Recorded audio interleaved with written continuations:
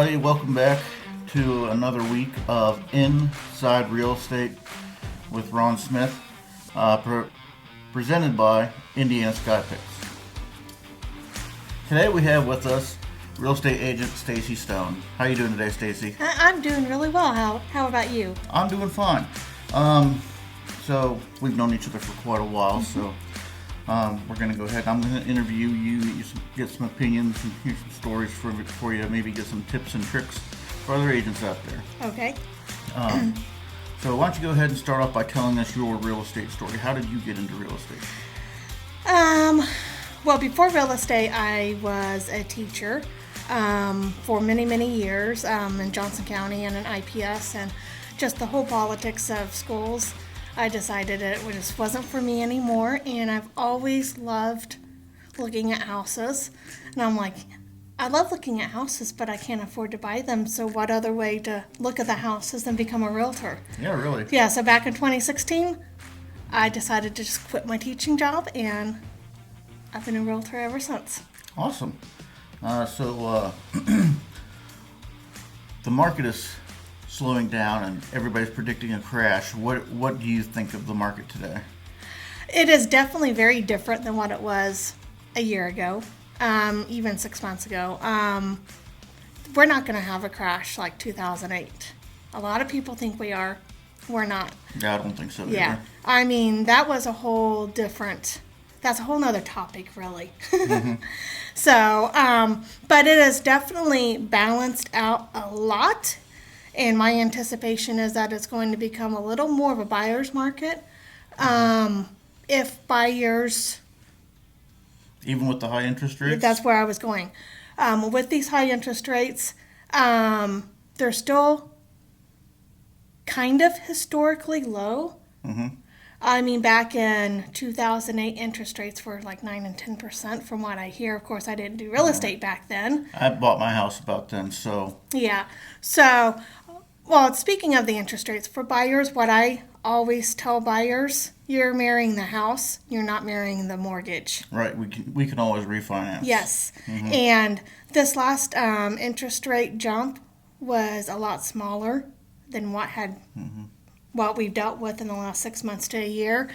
So the prediction is from other mortgage lenders and other realtors says that it's going to start leveling out and maybe drop some.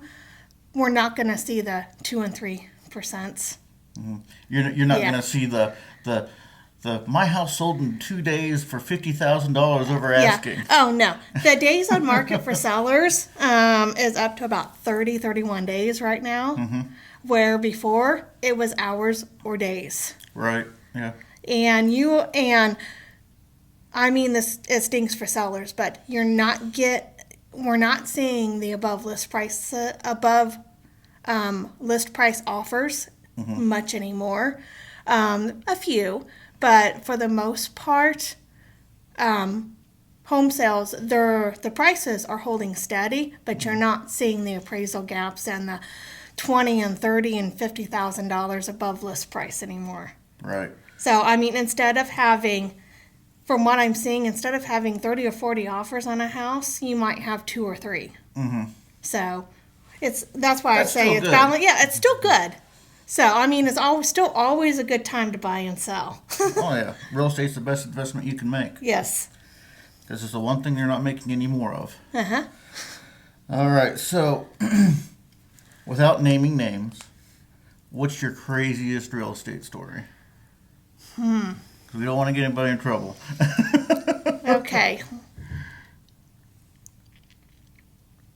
I'd probably have to say I was showing a home to a good friend and client of mine. We were in a not so good area, I'll say east side. And apparently the landlord did not tell the tenant that there was a showing. Oh. Yeah. So I get the key out, unlock the door, knock on the door, and I say, realtor and client here, we're walking in. Nobody says anything. So we walk in, And we go to cross the living room and we're getting ready to go in the kitchen. And then this gentleman comes rushing out of his bedroom speaking Spanish. Mm-hmm. And he was all frantic, and I put my hands up, and I'm like, I'm a realtor. He was at least clothed, right?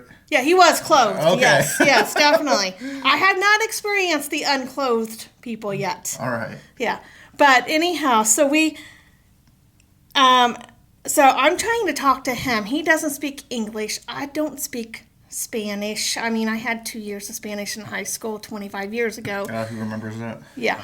But then all of a sudden, it's like he gets angry, turns around and walks back and runs back to his bedroom. Oh. I look at my client and said, we got to go. Okay, this girl doesn't run. Mm-hmm. She ran that day. And I think my knees are still shaky talking about it. So that was probably the craziest. I've definitely heard a lot crazier ones from some of my agent friends that have been in the business a lot longer. Uh-huh. In fact, one of my friends just posted that she actually walked in on an elderly gentleman and he stood up and he was not clothed. Oh. Yeah. There are just a lot of crazy Naked stories Wednesday, out. Huh? Yeah. I mean, yeah. What do you contribute your success in real estate to? Ultimately, at the end of the day, it's doing what's best for my clients. Mm-hmm. And it's making them happy. And just fulfilling their needs, listening and communicating is I think what gets me the business that I need that I do. Just always out there talking to people, just listening to what they need and what they want in life. Okay. So, what is your best advice that you could give somebody if they decided they want to start wanted to start selling real estate? My best advice to you, to somebody starting out in the business, first and foremost, know that it takes consistency and persistence in this business. Mm-hmm. You have to have thick skin. There's going to be times you're going to feel like you're going to be beat down. How so? It can be a pretty cutthroat business. Mm-hmm. Realtors, I'll tell you, we're a dime a dozen. Mm-hmm. There's, last count, between 9,000 and 10,000 realtors in the state of Indiana. Mm-hmm. So it is pretty cutthroat. It's one of those, if somebody doesn't want to work with you, you've got to say, hey, okay, good luck, and move on to the next person. Mm-hmm. So you can't not take it personally. Yeah, exactly. That's exactly what I was getting ready to say. You can't take what people do and say personally in this business. Life is too short for that. Mm-hmm. My best advice is another piece. You've got to talk to people. You've got to get yourself out there. You've got to let people know that you're a realtor, because if they don't know you're an agent, they're not going to seek you out. Mm-hmm. And advertising, especially social media, Facebook, Instagram, it all works. You've just got to communicate with people and let people know. I always try to say, I always have to talk real estate, and my family gets sick of it, but then they like the vacations and stuff that we go on. Okay, so being a realtor is not your typical 9-to-5 job. Excuse me. Being a realtor is not your typical 9-to-5 job. How do you find the difficulty in finding a work-life balance? Oh, it is very difficult.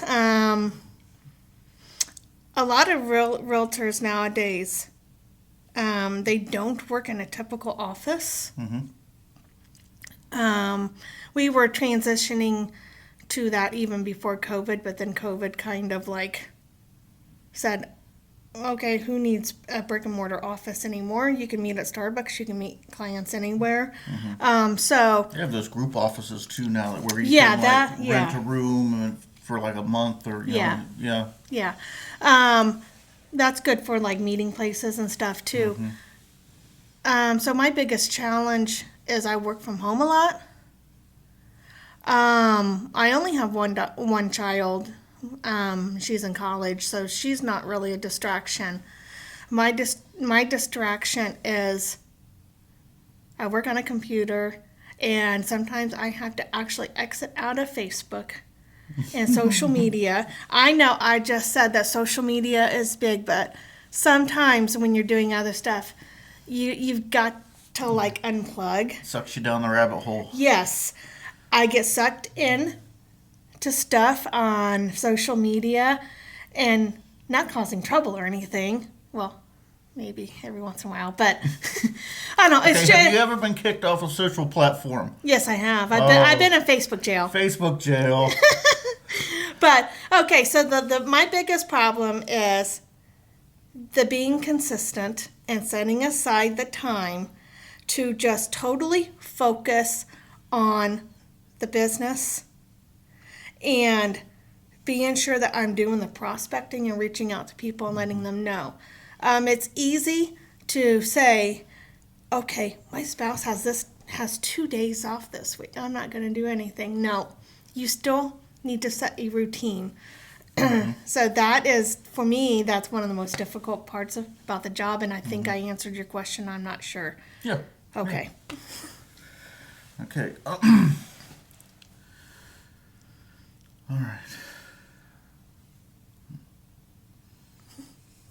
Now everybody's talking social media, social media, social media. I mean, how much do you think social media impacts your business as far as finding clients and things like that? I would say that probably a good 70 to 80% of my business Really? comes from social media. Now let me explain. I very rarely ever pay for any social media advertising. Okay, what works for me with social media is connecting with the people in my life, connecting with the people I already know, people I grew up with. How does that happen for most people? When you connect with somebody that you went to school 25 years ago, you connect to them through social media. Right. So in that way, I can talk real estate, and they see that I'm a realtor. And that's where I've gotten most of my business is from reconnecting with people and just reaching out through those social media platforms. I will put posts out there occasionally about real estate to keep it fresh in mind that I'm a realtor. But honestly, I very rarely ever pay for any advertising. And when I do, it's minimal. Okay. Fair enough. So in my opinion, social media is my best form of generating business because it's easy to spread word of mouth. Remy was down here earlier. Trying to set us up. Probably. Mr. Prankster. For those of you who aren't watching, my son Remington, my youngest, is like super into pranks. He wants to be a prankster so bad. The table started leaning and I started to go with it. So we'll have to talk to him when he gets home from school. So are you an independent realtor? Do you work with a brokerage? Okay, I am not an independent realtor per se. I'm with the Modulin Group, but my manager, managing broker Raymond Modulin, he is all about the agents, and you go out there and you advertise for yourself. He's not about this is the company and you have to advertise the company first. No, he's all agent oriented. So it's almost like I'm independent. I mean, he's there if I need help. He does advertise the company and he puts us out there and he's there to support us.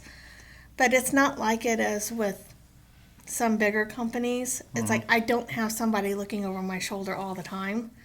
And I'm free. Okay, my signs say Stone Realty or Stone Realty Team, and then I have the Modulin Group logo on it. Oh, very nice. So it's kind of like I'm my, Kind of like a franchisee almost. yeah, exactly. So, and it's just really nice. And I have the freedom to run my business how I want to run it and That's what good. works for me. So Yeah. That makes it real flexible for you then. it is. Flexibility is one of the best parts about my job. Yeah. Yeah, I can hear that. All right. Stacey, anything else you want to... Got anything else out there for our listeners or our viewers today?